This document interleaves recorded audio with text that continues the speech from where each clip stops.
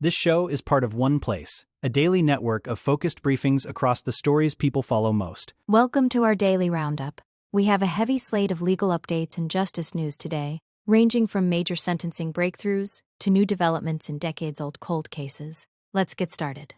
A Texas jury sentences Tanner Horner to death. Parents sue after a student's tragic graduation death. A murder suspect flees to Italy using fake documents. Investigators serve a new warrant for Kristen Smart. A mother faces charges for her children's deaths. A man is convicted after a speaker dispute. A Florida mother abandons her children at a hospital. Children testify about horrific abuse in a murder trial. Starting in Texas. The heartbreaking case of 7-year-old Athena Strand has reached a major milestone as a Texas jury sentenced Tanner Horner to death. Horner, a former contract driver for FedEx, was convicted of the 2022 abduction and murder of the young girl. The trial was incredibly emotional, featuring harrowing evidence including footage of Horner placing Athena into his delivery van and chilling audio of the child's final moments. The jury heard weeks of testimony from investigators and Athena's family, who described the devastating impact of her loss. Her uncle, Elijah Strand, spoke about how Horner didn't just take a child, but a light and a future from everyone who loved her.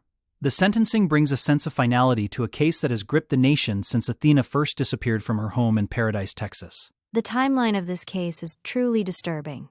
Beginning on November 30th, 2022, when Athena went missing after a minor argument with her stepmother. Within 2 days, digital evidence and a confession led police to Horner, who had been delivering a package to the home at the exact time she vanished. Investigators found her body about 9 miles away. During the trial, the prosecution detailed how Horner struck the child with his van, panicked, and then strangled her to prevent her from telling her father. The defense attempted to present mitigating factors, but the jury ultimately decided that the nature of the crime warranted the ultimate penalty. This verdict reflects the gravity of the betrayal of trust by a delivery driver and the immense suffering inflicted on a vulnerable child and her grieving community.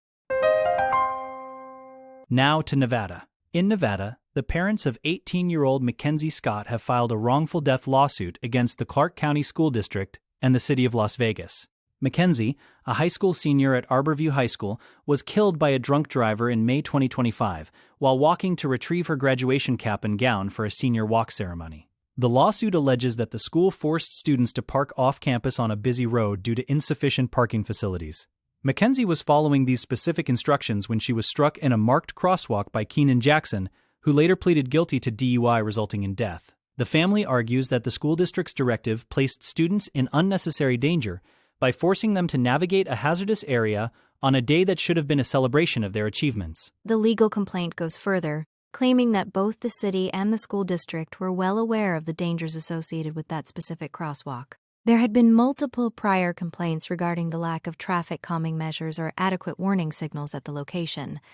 Despite these warnings, no safety improvements were made before the tragic incident. The parents contend that the school district failed in its duty of care by directing students to park in an area they knew was unsafe. Jackson is currently serving an 8 to 20-year prison sentence, but the family is seeking broader accountability for the systemic failures they believe led to their daughter's death. They want to ensure that no other student is put in such a precarious position due to administrative decisions regarding campus logistics and pedestrian safety. Next in Houston, a dramatic international manhunt has led to the capture of Lee Gilley, a Houston man accused of murdering his pregnant wife, Christy Gilley. Gilley was awaiting trial in Harris County when he allegedly cut off his GPS ankle monitor and fled the country. Federal prosecutors say he used forged Belgian travel documents under a false name to fly to Milan, Italy. However, his plan fell apart at the Italian border when customs officers recognized the documents as fakes and took him into custody. Once detained, Gilley reportedly admitted his true identity and his pending murder charges in Texas. This escape attempt has added federal charges of interstate flight to avoid prosecution to his legal troubles. The case has taken a complex turn as Gilley has now claimed asylum in Italy, creating a significant hurdle for his extradition back to the United States. The extradition process is currently stalled because Italian authorities are seeking assurances that Gilley will not face the death penalty if returned. While Texas prosecutors had not previously indicated they would seek a death sentence, they must now coordinate with international officials to secure his return. Christy Gilley died in October 2024 from compression of the neck and back, a death ruled a homicide. Lee Gilly had been out on bond since shortly after his initial arrest, but that bond has now been revoked following his failure to appear in court. The Harris County District Attorney's Office is working closely with federal and Italian authorities to navigate the legal requirements of the asylum claim. This case highlights the challenges of modern fugitive recovery when suspects use sophisticated forgeries to cross international borders, while facing serious capital murder allegations. Moving to California. Nearly 30 years after the disappearance of Cal Poly freshman Kristen Smart, investigators have returned to a property in Arroyo Grande to serve a new search warrant. Kristen was 19 when she vanished in 1996 after an off-campus party, while Paul Flores was convicted of her murder in 2022 and is currently serving a life sentence. Her remains have never been found. The San Luis Obispo County Sheriff's Office recently conducted an additional investigation at a property where Flores once lived, stating they remain firmly committed to bringing Kristen home to her family. This new activity suggests that authorities have received fresh leads or are utilizing new technology to search areas previously examined. The district attorney's office emphasized that they will use every lawful tool available to locate her remains and provide the Smart family with the closure they have sought for decades. The conviction of Paul Flores was a landmark moment in this cold case, as it was achieved even without the discovery of a body. Prosecutors argued at trial that Flores killed Smart during an attempted rape and that his father helped hide the body, though the father was ultimately acquitted of accessory charges. Flores has exhausted his direct appeals, with the California Supreme Court recently denying his petition to overturn the conviction. Despite the legal victory, the mystery of Kristen's whereabouts continues to haunt the community. The sheriff's office has not released specific details about what prompted this latest search, but the ongoing effort underscores the persistence of local law enforcement. They believe that someone still holds the key to finding Kristen, and they are not giving up until every possible location associated with the killer has been thoroughly vetted. Turning to Massachusetts. In a Massachusetts courtroom, 49-year-old Jeanette McCausland broke down in tears during her arraignment for the murder of her two young children, Ella and Kai. McCausland pleaded not guilty to the charges, which stem from a welfare check at her home in Wellesley that revealed the tragic scene. The children's bodies were discovered after McCausland appeared at her aunt's home in Vermont, hysterical and suffering from a self-inflicted cut to her throat. Prosecutors allege that she confessed to the killings both to her aunt and to the responding officers in Vermont. During the brief hearing, she remained silent but was visibly distraught as the details of her arrest were read. Her defense attorney, who was only recently appointed, did not oppose the request to hold her without bond, noting that he needed more time to speak with his client. The judge agreed to a defense request to send McCausland to a specialized correctional center in Chicopee, which is better equipped to handle the mental health and medical needs associated with her current condition. The prosecution is currently presenting evidence to a grand jury, and a probable cause hearing has been scheduled for July. While the specific causes of death for the 6- and 7-year-old children have not been publicly released, the community of Wellesley has been left reeling by the violence. The case has raised significant questions about the circumstances leading up to the tragedy and the mental state of the mother at the time. As the legal process moves forward, the focus remains on securing justice for the two young victims whose lives were cut short in their own home, while the defendant receives necessary supervision. Back to California. A California man, Eric Otto White, has been convicted of first-degree murder for a 2020 shooting that claimed the lives of his girlfriend, her twin sister, and her brother-in-law. The violence reportedly erupted after a trivial dispute over White's prized karaoke speaker being touched, combined with his frustration over his girlfriend's parenting style. Witnesses testified that White went into a rage, pulling a gun on the victims while they pleaded with him to calm down. The prosecution described the scene as a relentless attack, with White firing shot after shot. One of the victims, Kavina Brooks, had asked White to move out just a day before the shooting. The tragedy was witnessed by Brooks's 14-year-old daughter, who managed to hide and survive the attack.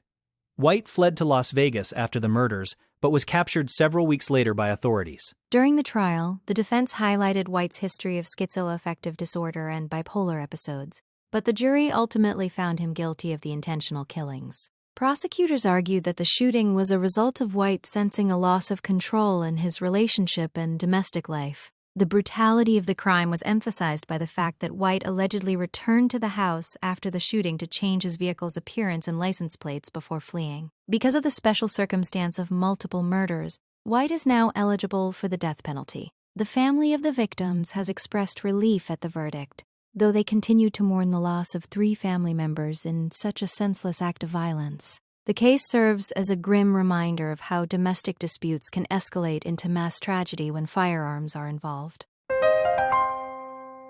Now to Florida. In Florida, 58-year-old Sandra Teague faces charges of child neglect and abandonment after allegedly leaving her 3 children barefoot at a hospital. The incident began when a young boy walked into an emergency room alone, telling staff his mother had dropped him off because she was upset. Investigators soon found his siblings nearby and uncovered a disturbing pattern of abuse at their home.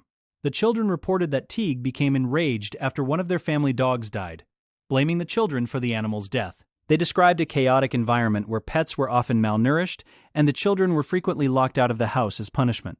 On the day of the abandonment, Teague reportedly refused to let one child take her shoes, claiming they belonged to her because she had purchased them.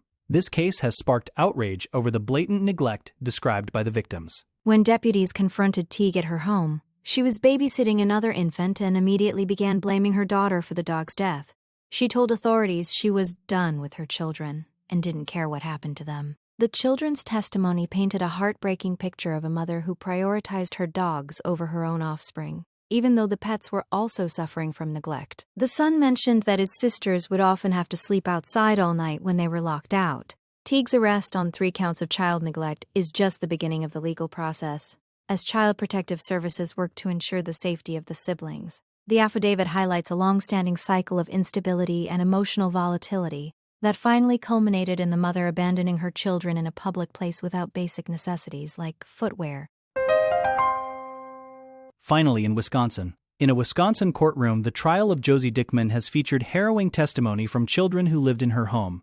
Dickman is charged with the intentional homicide and chronic neglect of 6-year-old Alexavier Pedrin, who died in 2023 from blunt force trauma. Dickman's own 11-year-old son testified that he saw his mother hit, kick, and even choke Alexavier on multiple occasions. He described a household where Alexavier was singled out for abuse, being forced to eat noodle crusts off the floor while the other children were given pizza.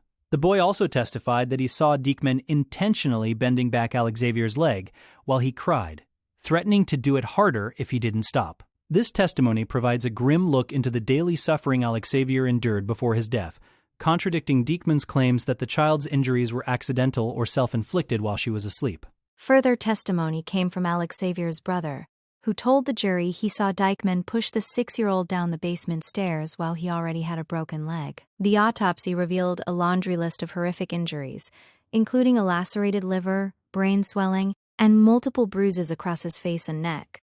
Investigators also found Xanax in the child's bloodstream, which prosecutors suggest was used to sedate him. A particularly damning piece of evidence was a recording in which Dickman allegedly told her boyfriend she was free after his son's death. The defense has tried to suggest that Alexavier may have gotten into medications on his own, but the consistent accounts from the other children in the house paint a much more deliberate picture of systemic violence. The trial continues as the jury weighs the overwhelming evidence of physical abuse and neglect that led to this young boy's tragic end. That concludes our daily briefing. For more updates on these and other developing stories, follow this show for our next report. Thank you for listening and staying informed with us today.